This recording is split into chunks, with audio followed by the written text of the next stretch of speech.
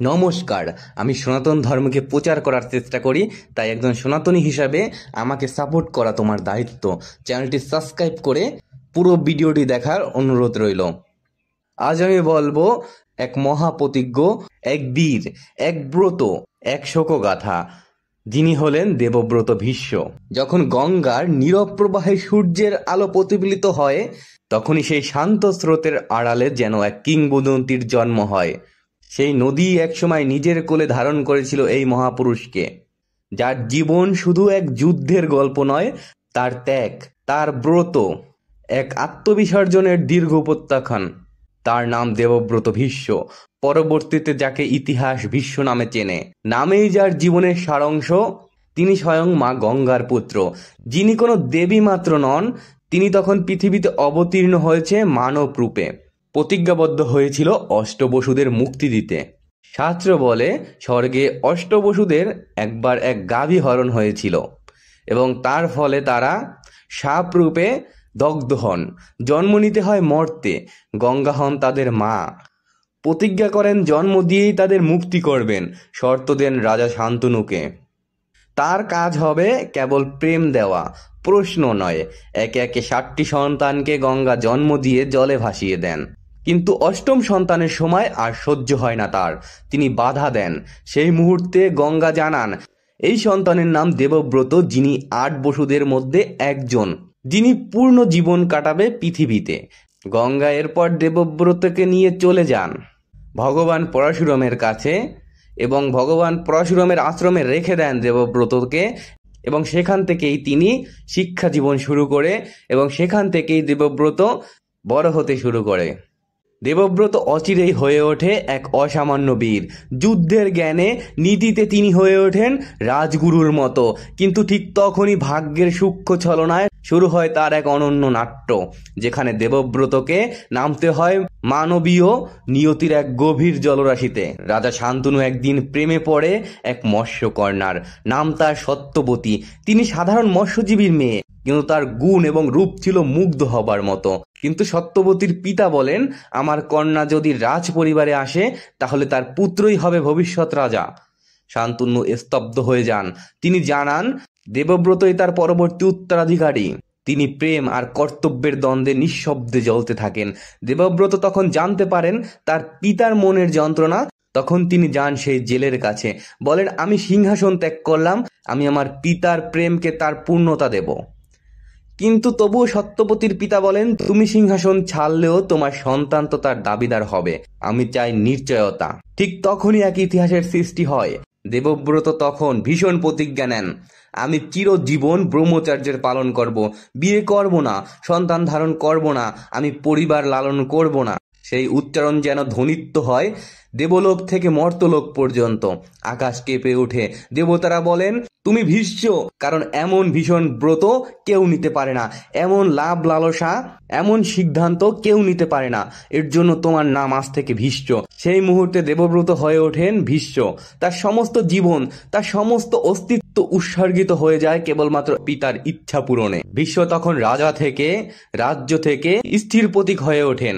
শান্তনু সত্যবতীকে বিবাহ করেন, তার পুত্র হয়। কিন্তু সেই সন্তানরা যথাক্রমে দুর্বল এবং অকালেই প্রাত হন। তখন রাজবংশের উত্তরাধিকারী সংকট পড়ে। তখন মাতা সত্যবতী অনুরোধ করে ভীষ্মকে, তুমি সিংহাসনে ওঠো। ভীষ্ম বলে, আমি প্রতিজ্ঞা করেছি, আমি রাজা হব না, আমি সন্তান জন্ম দেব না, আমি বিবাহ করব না। তখন সত্যবতী ডেকে আনে তার পূর্বপুত্র ঋষি বেদব্যাসকে, যিনি কন্যার মাধ্যমে সন্তান জন্ম লাভ করান রাজবংশকে। তাদের মধ্যে জন্ম নেয় ধৃতরাষ্ট্র, পাণ্ডু এবং বিদুর। এবং এখান থেকেই ক্রমেই শুরু হয় মহাভারতের মূল কাহিনী। ভীষ্ম তখনই এক রাজবংশের অভিভাবক। রাজা না হয়েও তিনি রাজ্যের মেরুদণ্ড, রাজ্যের ভিত। তিনি ন্যায় ও ধর্মের প্রতিমূর্তি। তার চোখের সামনে ঘটতে থাকে শত শত অন্যায়, অবিচার, কিন্তু প্রতিবারেই তিনি নিজের মনকে মনে করিয়ে দেয়, আমি রাজা নই, আমি প্রতিজ্ঞবদ্ধ মাত্র, আমি এই রাজ্যের দাস মাত্র। তার নিষ্ঠা, তার ব্রত এক সময় তাকে দাঁড় করিয়ে দেয় গভীর শোকের প্রান্তে।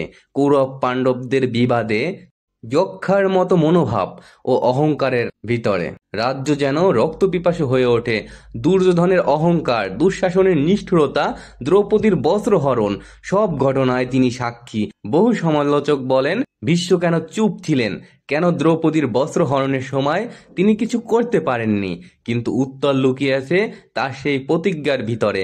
তিনি বলেছিল, আমি রাজ্যে থাকব, কিন্তু রাজা হব না। আমি কোনো সিদ্ধান্ত দিব না যা রাজা ও মন্ত্রিমণ্ডলে নেন। সেই ব্রত তাকে রক্ষা করতে হয়, এবং সেই ব্রতর ফল থেকেই ছিন্ন ভিন্ন করে দেয় তার আত্মাকে। ভীষ্ম নিজেকে দেখেন রাজবংশের এক দায়বদ্ধ, এক করুণ প্রতিমূর্তি হিসাবে। তিনি যখন দেখেন যুদ্ধ অনিবার্য, তখন তিনি নিজে অস্ত্র তুলে নেন কৌরবদের পক্ষে, কারণ দুর্যোধনরাই তখন রাষ্ট্রের উত্তরাধিকারী ছিল এবং ছিল আইনত রাজা। ভীষ্ম জানেন ধর্ম এখানে জটিল, সরল নয়।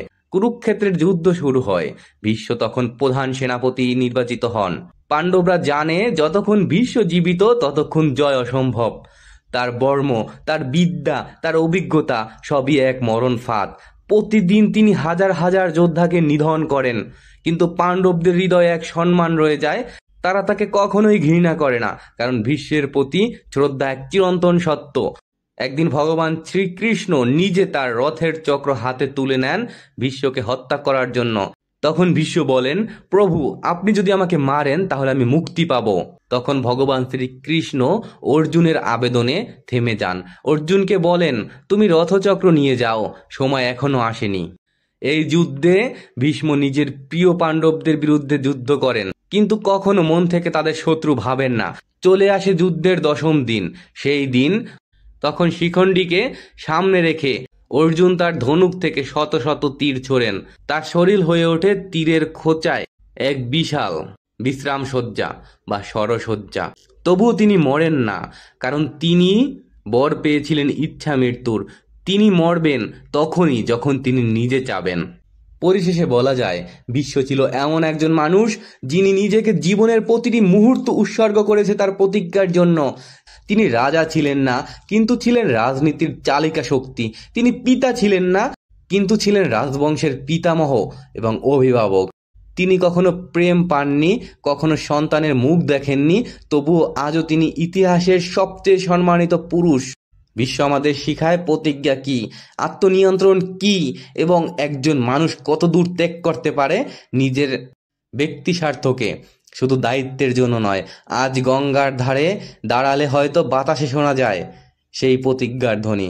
আমি দেবব্রত, আমি ভীষ্ম। আমার জীবন কোনো এক রাজ্যে নয়, কোনো এক যুদ্ধ জয়ের লাভের জন্য নয়। আমার জীবন এক ব্রত, আমার জীবন এক আরাধনা। হরে কৃষ্ণ। ধর্ম স্বার্থে আমি ভিডিও তৈরি করি, সুতরাং ভিডিওটিতে একটি লাইক এবং চ্যানেলটি সাবস্ক্রাইব করে কমেন্ট করে যাও তোমার প্রভুর নামে। নমস্কার, সুস্থ থাকো, ভালো থাকো।